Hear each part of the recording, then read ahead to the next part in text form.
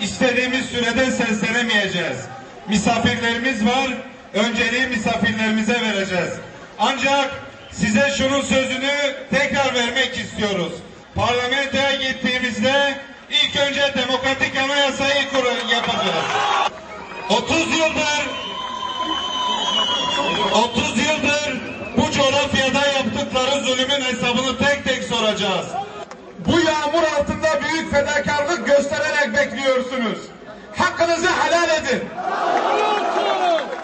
Sevgili kardeşlerim, Hz. Muhammed Mustafa sallallahu aleyhi ve sellemin Araplara, Farslara, Türklere verdiği hak ne kadarsa biz de o kadarını istiyoruz. Fazla bir şey istemiyoruz. Ama hayır, ben laik, demokratik Türkiye Cumhuriyeti'nin başbakanıyım. Kur'an hükümlerine göre amel etmem diyorsan Avrupa Birliği kriterleri var. Gel Avrupa Birliği kriterlerini uygula. Ama ben Avrupa Birliği kriterlerini, çağdaş liberal demokrasinin kurallarını uygulamıyorum, İslam hukukunu da uygulamıyorum diyorsan, o zaman sana bir çift sözümüz var. Ziya Paşa'nın meşhur bir sözü var. Diyor, nush ile uslanmayanı etmeli tekdir, tekdir ile uslanmayanın hakkı kötektir.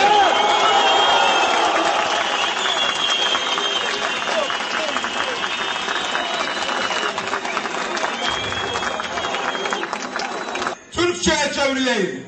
Diyor ki, bir adam yanlış bir şey yaptığı zaman ona nasihat edin. Nasihat etmeyeni ikaz edin.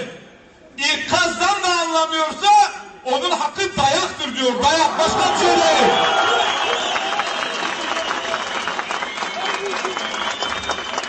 Sevgili hemşehrilerim, bir pankart çıkardılar. Fotomontaj bir pankart. 5 yaşındaki bir Bingöllü'ye sorun. 5 yaşında. 85 yaşındakine de sorun. Deyin ki, ey Şeyh Said'in torunları, sizin peygamberiniz kim? Kim bizim peygamberimiz? Hazreti Muhammed Mustafa sallallahu aleyhi ve sellem. Kürtlerin başka bir peygamberi yok.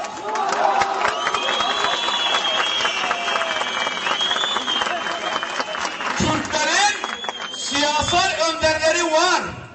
Kürtlerin liderleri var. Kahramanları var.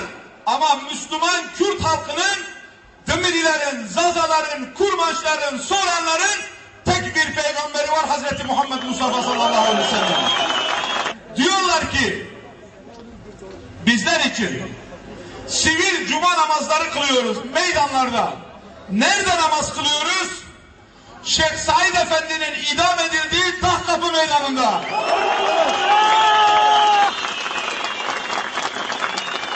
Diyorlar ki bunlar Diyanetin imamlarının arkasında namaz kılmıyorlar. Böyle diyorlar.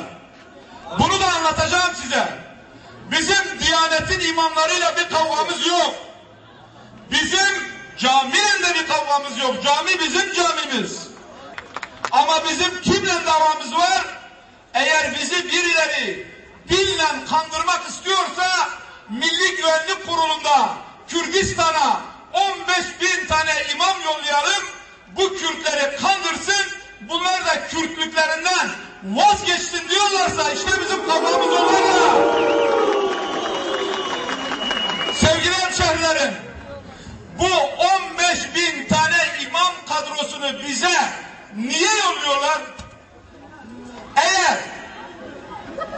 Eğer İslam'ı öğretmek için, Allah'ın gerçek dinini öğretmek için geliyorlarsa baş göz üzerine.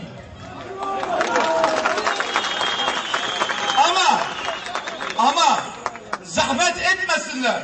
Zaten bizim mollalarımız, şeyhlerimiz, alimlerimiz, biz 1400 senedir İslam'ı biliyoruz. Kürt halkı Türk halkından 200 sene evvel Müslüman oldu. 200 sene evvel. Bu 15.000 tane imamı Marmaris'e yollasınlar. Bodrum'a yollasınlar. Antalya'ya yollasınlar. İzmir'e yollasınlar. Bir de sevgili kardeşlerim, bu 15.000 tane imamın başındaki Diyanet İşleri Başkanı'nı Milli Güvenlik Kurulu'na yollasınlar. Generallere abdest almasını öğretsin.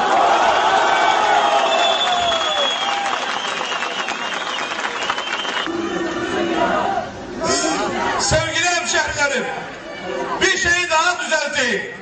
Bu Tayyip Erdoğan'a Türkiye seninle gurur duyuyor diyorlardı. Gurur yanlış bir şeydir. Gurur şirktir, Allah'a şirktir. Onur duyuyoruz deyin, şeref duyuyoruz deyin, onur.